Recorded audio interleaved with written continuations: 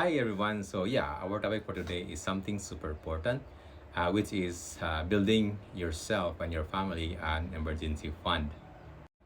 First is set a target. Aim for 3 to 6 months of your living expenses, uh, worth of living expenses sa imong isave.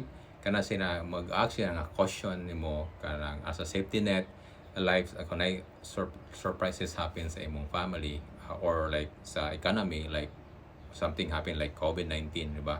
Kay mostly lockdown man to ay trabaho for almost 3 to 6 months sa mga tao. So usa to siya nga magamit mo ang imong emergency fund. And next is mag-open ka og separate account for on the bank sa imong bank.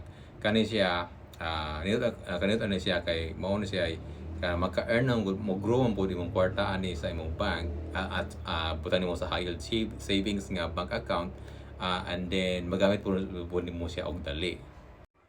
Number three is kanang automate your savings. Kani siya magkuan ka sa imong mag-set schedule ka sa imong bangko every time nakasweldo ka, or 15 katapusan, 15 and 30th na kay set aside nga amount until mo maabot siya sa kwarta nga makuha na siya sa imong 3 to 6 months of living expenses or more.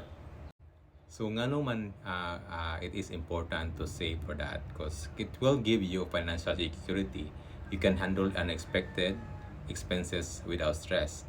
Number two is kanang peace of mind bitaw dili mo kabayaran na labi kit life na uncertainties nga confident ka nga you can face it head on.